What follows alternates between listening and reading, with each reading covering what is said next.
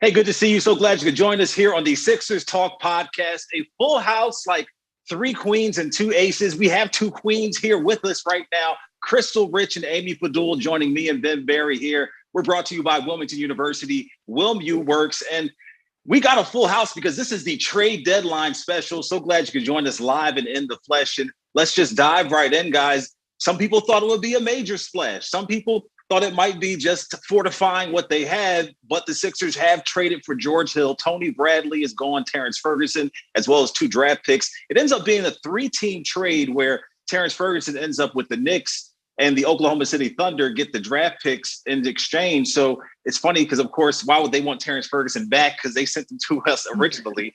But, Amy, you've been on the podcast plenty of times, and Ben, we are tired of hearing from you. So Krystle Rich, let's hear from you on what you feel about how this George Hill move came through. And were you disappointed? Were you elated? What were your emotions when you heard about it? Well, when I first heard about the trade, Danny, I was happy that there was no Maxey, there was no Fadool, there was no Danny Green. And if any of those were on the table for George Hill, it would be an automatic no for me. But because you were able to get him at such a cheap price with Tony Bradley and a couple of second rounders, it's really just a no-brainer. But is it enough if you just have Tony Bradley? And in my mind, it is not, because he has been pretty much a role player since he got into the NBA. He's a veteran presence, and that's something that the Sixers could use, particularly in the playoffs. But we really needed a playmaker. And Kyle Lowry, we thought it was going to come down to the wire, thought something was going to happen, but ultimately did not. Yeah, it didn't. George Hill gives him some optionality at the point guard position. He can play either spot, point guard or shooting guard. He can come off the bench if need be. He can be in the game late in the game to hit big shots if needed because of his playoff experience, which we've seen. Amy, me, you, and Krystle will all be together on NBC Sports Philadelphia at 6:00 with our trade deadline show, reflecting on everything that happens here. I'm sure some things may trickle in here after the fact. I did see JJ Redick was sent to the Dallas Mavericks. But Amy, give us an idea of what you think about what they've done. You've talked about this for weeks on Sixers pre and post game. What do you think? Is this what you expected or a little bit off color? I mean, it's a little bit what I expected. We knew they wanted to fortify that bench. We knew they needed to have a point guard coming off the bench. You know, they've long since coveted a guy who can kind of steady the ship. Sometimes we've seen that second unit come in and they've been a little bit shaky.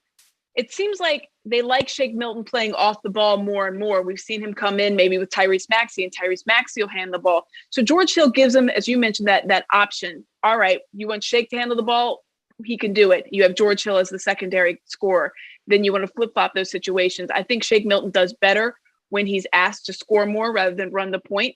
And you've seen that at different times recently. I mean, obviously he's been pretty good in their last couple of games after a bit of a shaky comeback after his Kings injury. He injured himself, obviously, with that ankle in the Kings game. But, you know, this is a move that I thought they were going to make. I thought they might have made a bigger splash. And I think that they probably tried earlier. But then when the Raptors came with such a high price, you're hearing reports of it was Tyrese Maxey and Matisse Thybulle and 2 first-round draft picks. I wouldn't have made that deal for Kyle Lowry. I would have made it for LeBron James, and that might have been about it. But that's a lot to give up. I mean, there's obviously 5 or 6 guys you would have made that for, but those guys aren't on the trade deadline. So it's a lot. I think that Miami Heat were also interested. Apparently the sticking point down there was Tyler Hero. They didn't want to let him go. And I get the Raptors, you know, they were in the catbird seat. They knew that they had something that a lot of teams wanted and they could ask for whatever they want. And I don't think Kyle's going to mind staying with Toronto. He already has his ring. I think he would have thought, hey, it would have been fun to, you know, go and play for a championship this year, as the Raptors are currently in 11th in the East. But the move was expected as far as to bolster their bench. He is a veteran presence in George Hill. He's got that playoff experience. He's going to be able to rise to the occasion. We've seen what Danny Green has been able to do as far as steady the ship. That's what they need. They also, as Krystle mentioned, needed a playmaker. You need to have somebody that can create their own shot. I don't know if that's exactly George Hill, but he doesn't take away from your offense. You know, we talked about this the other day. We all remember 20 years ago, the Theo Ratliff trade. Like, how much do you, they had won 40 something games at that point, and they traded Theo Ratliff, and you're thinking, what in the world? And then of course they got to Kembe and they went to the finals. But you run the risk sometimes of messing up your team too much if you do too much, without it paying off. So I think it could have been worth it, but yeah, we'll see. And Ben, Amy makes a great point because it was a super steep price according to what we saw from Brian Windhorst's tweet, that it was both Maxey and Fadool as well as 2 first-round picks. I feel like they were trying to, for the Sixers, because they're in the division, we're not going to make you better without you paying a price for it, so to speak. But you see the trade that they did make, Ben. Did you feel like that? Do you feel like this is enough? Amy brings up the fact that, they're in first place and they're making a trade trying to improve the team. Is this a trade that you think does improve the team, or is it they're still chasing Brooklyn, so to speak, in the talent category and execution category? Is it enough, and does it make the team better? I feel like are 2 different questions. Is it enough? We won't know until playoffs come and go. And if they reach the promised land and win the finals, it was enough. Does it make them better? Without a doubt, in my opinion. That second unit was struggling much. You and me talked about it a lot the last several podcasts. They didn't have anyone to create coming off the bench, especially when Tyrese Maxey got lost in the rotation. They tried to put that on Shake. It's not fair to Shake. It's not fair to the team. That's not his role. It's just something he struggles at. We saw it last year in the playoffs. George Hill, he's played in the NBA Finals. He played against LeBron and those Heatles team multiple times, the Eastern Conference Finals. I'm convinced, and I'm a believer, that he can fill the role of just initiating the offense, setting up opportunities for other guys. I'm not looking for him to come and give us 15 points off the bench. I'm just asking for him to hit open shots, an opportunity provides, and get other guys open. That's what we need from him coming off the bench. Well, how about this? I'm gonna throw this right back at you because this is new information. It just came in, if I'm correct, that the Miami Heat have acquired Victor Oladipo from the Houston Rockets. So suddenly all the teams, once again, Boston getting Evan Fournier, are getting better. Are the Sixers still the toast of the East, do you think? I don't think they're the toast. I don't think they're the toast of the East because they're first place in the regular season. You have to do it in the playoffs. I'm happy for what the team has done so far. It's been great. It's a lot of fun, but no one plays for first place in the Eastern and Western Conference for the playoffs. If you're not winning championships, you're no different from the team that lost in the finals and the last place team at the end of 5-3, 10 years from now. No one remembers, just a good season. We want banners. We want parades. So the Heat, they're getting better. Boston, they're getting better. Just got to believe in Boston got Doc better? They got not significantly better. I mean, come on. They don't have to rely nothing, on Marcus Smart shooting 15, 20 times a game anymore. They got Evan Fournier coming off the bench or whatever his role would be. I think that's a plus for them. They were struggling in the bench. And Brad Stevens, people think he was a genius, and I think he's a good coach. I think people might have oversold it because this year watching them play, it was very hard for Tatum and Jaylen Brown to get their own shots. Phenomenal players. They should not have to work that hard in regular season games, get their own shots. I think it helps the Celtics get better. How much? I don't know. The Sixers, I think we just have to trust that Embiid will come back healthy, that Ben Simmons will play like he has played the last couple of months before compared to the beginning of the season, and Doc Rivers will continue to be the Tobias whisperer for this team to make a deep playoff run. Danny, what do you think then? I mean, you've asked all of us. Was it too much? Yeah, Daniel. I was touting George Hill. He was a name on the tip of my tongue. Ben will verify that in the last podcast. And I just saw something else come across my screen that I guess Kyle Lowry staying in Toronto. So it's are they making a push to the postseason? Are they trying to tank or what exactly? Their asking price was too big and it came back to bite them in the backside. And I think that, but the thing is, they didn't have to. They don't have to. If they kind of sneak into that 10 spot with the way the playoff works, you can actually make the playoffs. The way the playoff little tournament works. People forget that 9 and 10 isn't done. Here's something to push it forward, though, on the George Hill front, since you asked me how I felt about it. I do like the move. I think, he look at his 3-point percentage last year. He only played, but the thing is, which I want to move it forward and get you guys' opinion on, he's only played 14 games this season because he had hand surgery in January on his thumb, on his shooting hand, and hasn't played since then. Does that cause you any concern? He hasn't been on the court for a while. I mean, this is a 13-year NBA veteran who's supposed to be minor. Also, on the flip side, as far as what his future might be with this team, he's only owed a little over $10 million next season. So the Sixers can keep him around or trade him as an expiring contract. But do any of those things make you feel one way or the other? Danny, I'm going to take this one right here.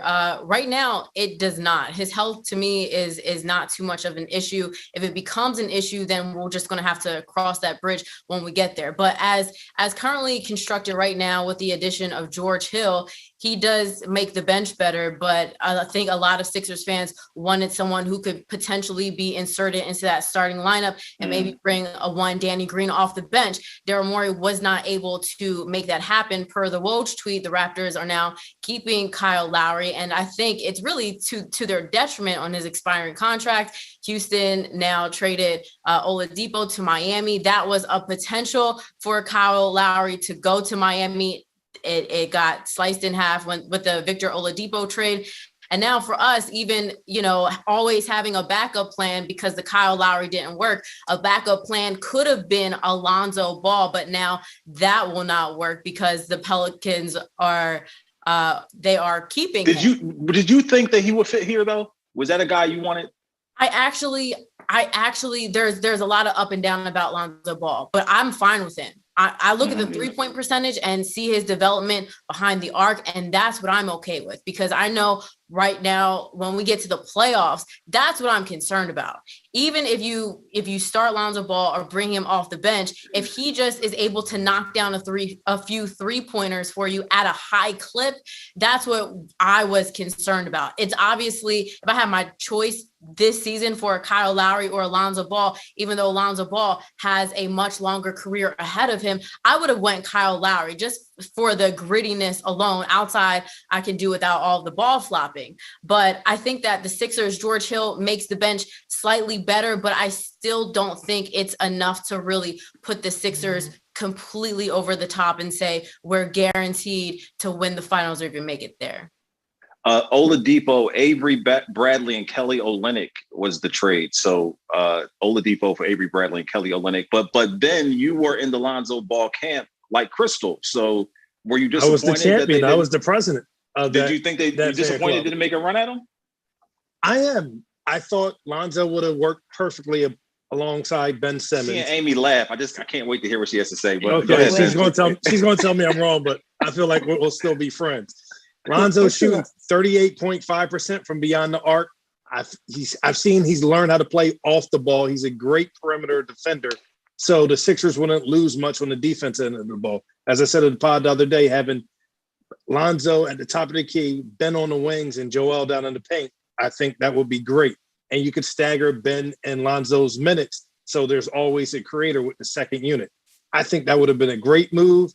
Daryl Morey and the Sixers didn't pursue it or didn't make it happen. So what we have now, just got to ride the coattails of Ben, Joel, and what we're seeing regular season Tobias. All right, Amy, tell me why I'm wrong. You're not wrong.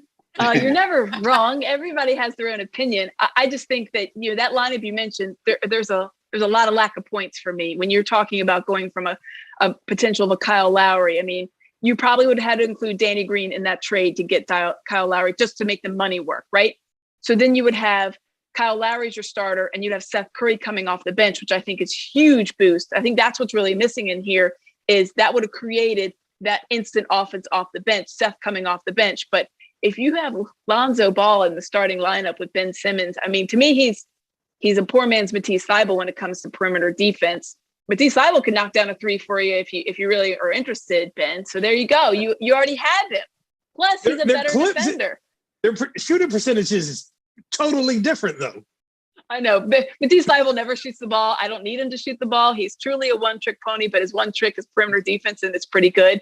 He doesn't have any assists. Lonzo Ball is a better player than a lot of people on paper. It's like watching LaMelo, who unfortunately went down with that hand injury. That guy was a rookie of the year, leading candidate, in my opinion. They just have that kind of like hesitation, just like, oh, you just have a bad feeling. And it's not to his detriment or his credit at all, because it's unfortunately just the way that things worked out for him being the second pick. But I don't know that he would have given you the points that you needed. this team has been scoring. Look at that Kings game, 129 points, but 3 of the last 5 for that, they barely reached the 100-point mark unless they went to overtime like they did against the Knicks. So it's been a problem without Joel Embiid having some scoring. So it would worry me, though I do like Lonzo Ball better than I used to. I would have worried about him and Ben out there. Ben has one of his off nights and maybe isn't super aggressive.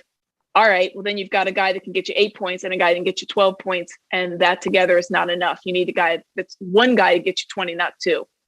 Hey, let's spin it forward. Go ahead, Krystle. I'm sorry. Oh, I'm sorry. I was going to say, to your point, I couldn't stand Lonzo Ball when he first came in the league. I know, right? Out on Lonzo Ball 100%. Everybody was. I only slightly started like him a little bit more this season. But one more reason why I wanted Lonzo Ball if Kyle did not work out, and I think it's such a shame that the Pelicans are keeping him, is because in a one game, if you're just playing one game against a good team, the Sixers can win. But once you get to that 7-game series, you know what teams are going to do. They're going to build that wall for Ben Simmons. He's not going to be able to get to the rack as easily as he usually does when he's been playing as aggressively as he did in this part of the season, opposed to the former part of the season. So if he had another just a kick out shooter, a catch and shoot kind of guy who, when they build that wall, he can depend on finding Lonzo or finding this guy behind the arc who, when he gets trapped, he can kick out to. I think that would be huge for the Sixers, but unfortunately, not happening.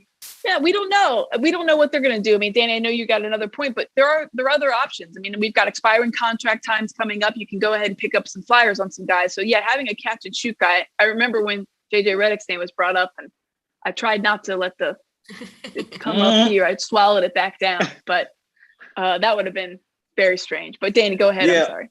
Well, no need to apologize. Great open conversation. Just want to update people. Daniel Tice from Boston is headed to Chicago, apparently. Don't know how that factors in with Vucevic trade or whatever. But what are the Bulls doing? Danny Ainge is making things happen. The Bulls literally required like 18 players. I feel like every other tweet was like, the Bulls are getting this guy. The Bulls are getting. What are they doing? Making a run for the playoffs. Sure. They think they can make it. So.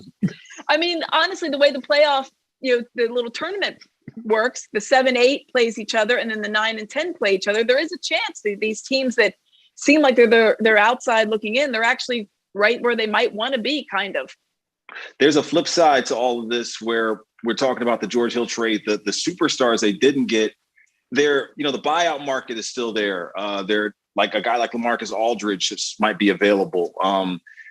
I don't think he'll come to Philly, but just for instance, to get people thinking and the idea of who could be available. Larry Nance Jr., a name that has been floated around out there, but I'm curious what you guys think about what the Sixers, what else they need. For me personally, I think a better backup for, all due respect to Mike Scott, he just hasn't been, as valuable as you would like at that position with the minutes that are available when Tobias Harris isn't out there and they're not switching Ben maybe to that 4 position, with the second unit. But I'm curious. I'm looking at that as a place where they can improve.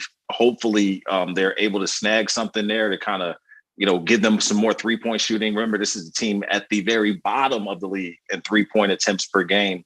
A team like Utah is at the top, shooting about 41 per game. The Sixers shoot about 27, 28 threes a game. So there's a lot of room to be made up there. Hopefully George Hill can add to that. But what else would you like to see them do? Danny, I'll take that again. And I think that it really depends on what Doc's rotations will look like in the playoffs. We know that Brett Brown always said he wanted to have an 8-man rotation, but it always looked like a 9 to 10-man. And with the Sixers' current roster, it'll be really hard to get it down to 8 when now you have George Hill, you have Dwight Howard, you have Maxey, not Maxey, you have Shake, you have Thibault, you have Korkmaz. So it'll be hard to get this down to 8. But if we knew the exact number, like 8 or 9 guy rotation for the playoffs specifically, then I think we would better be able to answer your question. But I agree with you on the lack of production for Mike Scott and the minutes that he does get. But after the regular season, he's not seeing minutes for a long while, hopefully pending injury. Yeah, the stretch 4 is the guy that you're looking for. Ersan Ilyasova type, knocks down the 3, it's that big body down there. Yeah, it takes charges, big body down there. That's who you wanted. He was that guy for them a couple of years ago. We saw what he was able to do as far as the postseason came. He's obviously already off the market. He was already picked up. But that's the type of player. You mentioned LaMarcus Aldridge. He would be that guy, I would think. Yeah, be great. I think the Lakers are kind of already got their claws in him. But that would have been, my preference. There are players out there, I would think, but an Ersan Ilyasova was the first name that came to mind. And then, of course, he already got picked up. But the stretch for a guy that's able to take a big body, take some of that heat off defense as far as being that big guy down there in that low post area and then hitting the three. It's very key. So we're all agreement on the stretch four, it seems like. LaMarcus Aldridge would be great. I don't see it happening. When the Pistons said that Blake Griffin, they were moving on from Blake Griffin, I wanted the Sixers to take a run at Blake Griffin. I don't know what other options are out there off the top of my head that make me feel comfortable. But Larry Nance Jr., would you want to see him playing some more? Like, would you like to see him out there instead of Mike Scott? I would take him over Mike Scott, but I'm not knocking down the door to make that happen. It's Sixers off the bench. It's Dwight Howard and Mike Scott. Ben and Dwight don't was gel Tony together Bradley playing some of those minutes too, and he's gone. But so he's gone. So is Paul Reed an option? B-ball Paul. He's up with the team. G League MVP. Could you see him working his way in there? I thought we was having a serious conversation, Daddy.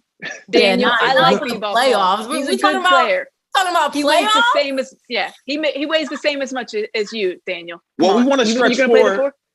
It's real stretch. There's some minutes there. There's a void that needs to be filled. So we're trying to figure it out. But I feel you though, Ben. I feel you.